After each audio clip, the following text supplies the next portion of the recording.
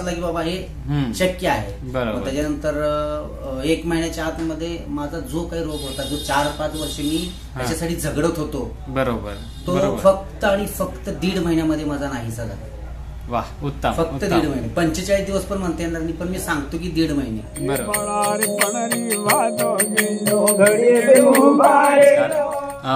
आपल्याला आधी काय काय त्रास होत होता?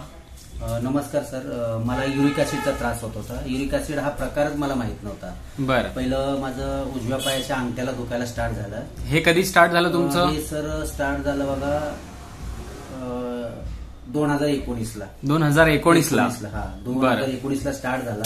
त्याच्यानंतर मी मार्केटिंगला होतो ना, सेल्स मध्ये. त्याच्यामुळे मला असं बोललं की पाय चलते वेळेस लचकला असेल किंवा काहीतरी मुडकला वगैरे. बरोबर. त्याच्यानंतर मी आपलं हाड वैद्य करून त्याला मालिश करून घेतली, हे केली. पण तो त्रास काही कमी झालाच नाही, ती वाढतच गेला म्हणजे इतका वाढला की मला असं पायाला हवा पण लागू देत नव्हतं. म्हणजे हवा पण लागली की दुखायचं? हवा पण नाहीये.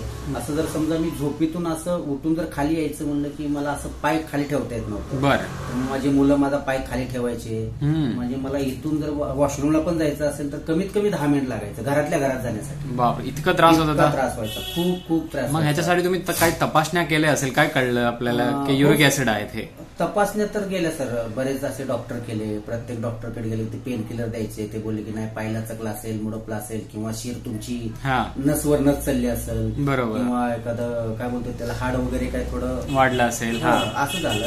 मग ते चेक केल्याच्या नंतर बरेच 1-2 वर्ष परत ह्याच्यावरती पण झालं. पेन किलर इंजेक्शन घेतलं तर तेवढंच बरं वाटायचं. बरोबर. परत 2-4 दिवसाच्या नंतर परत चालू. बरोबर. मग याला एवढा त्रास झाला, मी कंटाळलो होतो. कंटाळल्याच्या नंतर मला असं तुमचं नाव सांगितलं की अशा. हे म्हणजे तुम्ही किती वर्षाचं आहे चिकित्सा करत होते? चिकित्सा मी 2 वर्ष केली. 2 वर्ष तुम्ही या त्रासाने? 2 म्हणजे 4 वर्ष बोललं तर चालतंय. बरं. आणि 19 ते तुमच्याकडे मी आलो सर 2024ला. 24 या पिरियड मध्ये मला कंटिन्यू चालू होतं. म्हणजे पहिलं कसं महिन्याला इंजेक्शन घ्यायचं, त्याच्यानंतर ते 20 दिवसावर आलं, मग 8 दिवसावर आलं, त्याच्यानंतर 7, असं करीत करीत मी 1 दिवसाआड एक इंजेक्शन घ्यायला लागलो. बरोबर. एवढी इंजेक्शनचा डोस झाला की विचारू नका, ते एकदम मर्यादेच्या बाहेर झालं. बरोबर. म्हणजे मला काहीच करता येत नव्हतं. जे डॉक्टर मला सांगतील ते मी करायचं. त्याच्यानंतर मी असा विचार केला की आता ह्याच्यावरती काय आपल्याला ट्रीटमेंट करून उपयोगच काही नाहीये. असं करून माझी म्हणजे संपूर्ण आशा सोडली होती. संपूर्ण आशा सोडली होती. नंतर माझी ताई बोलली की असे डॉक्टर आहेत सतीश सर कल्यामध्ये आहेत, त्यांचा दवाखाना एकदा येऊन तू व्हिजिट दे, भेट दे, बघ काय होतंय काय नाही, तुला वाटलं तर बघ तू. मग त्याच्यानंतर मी सर तुमच्याकडे मला वाटतंय ऑगस्ट मध्ये आलो. 2024 मध्ये तुमच्याकडे आलो. बरोबर. तुमचा सल्ला घेतला, तुमच्याशी हितगुज गेलं, माझा रिपोर्ट दाखवला. त्याच्यानंतर तुम्ही बोललो की हे मी म्हणजे कम्प्लीट करतो. त्याच्यानंतर मी तुम्हाला म्हणजे माझ्या मनात शंका होती, मी तुम्हाला बार विचारत होतो की सर हे तुमच्यानं होणार का? बरोबर. तुम्ही बोललो की मी तुम्हाला 4 महिन्यामध्ये एकदम कव्हर करतो. तुम्ही फक्त मी जे सांगल ते पथ्य तुम्हाला पाळायला लागेल. बरोबर. त्याच्यानंतर माझी ट्रीटमेंट सर तुमच्यापाशी चालू झाली. त्याच्यानंतर आयुर्वेदिक गोळ्या, त्याच्यानंतर लिची थेरपी केली, जळू लावले आपण. मला वाटतं फक्त 2 वेळेस जळू लावले आपण. आणि पहिल्या 8 दिवसाच्या गोळ्या दिल्या, आपल्या पावडर आणि आपल्या आयुर्वेदिकच्या गोळ्या दिल्या. बरोबर. त्याच्यानंतर मला हळूहळू फरक जाणवायला लागला. बरोबर. मला वाटतं मला फरक हा 7 ते 8 दिवसामध्ये जाणवायला लागला होता. 25% तर माझं कमीच झालं होतं. म्हणजे तुमच्या बोलण्यानं, तुमच्या संवादात आल्यानंतर ते कम्युनिकेशनमुळे आपलं एकदम असं वाटलं की बाबा आपण बरा होऊ शकतो. आणि मला म्हणजे माझा विश्वास बसला की बाबा हे शक्य आहे. त्याच्यानंतर 1 महिन्याच्या आतमध्ये माझा जो काही रोग होता, जो 4-5 वर्ष मी त्याच्यासाठी झगडत होतो, बरोबर, तो फक्त आणि फक्त 1.5 महिन्यामध्ये माझा नाहीसा झाला.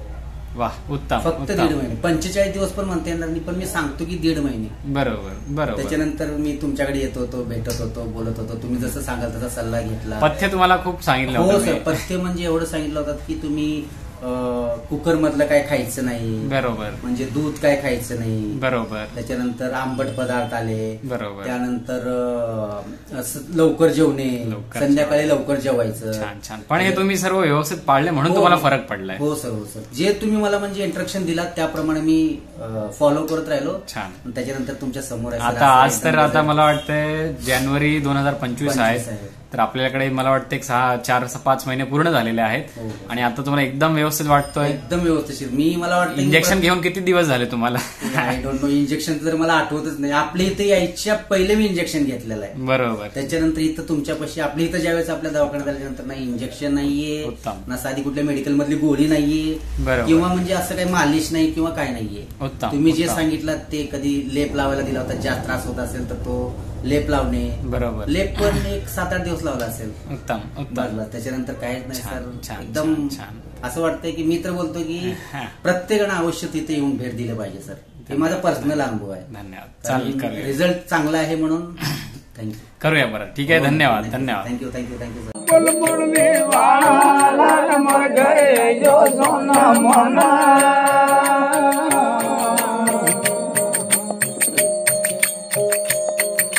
पायोड लाई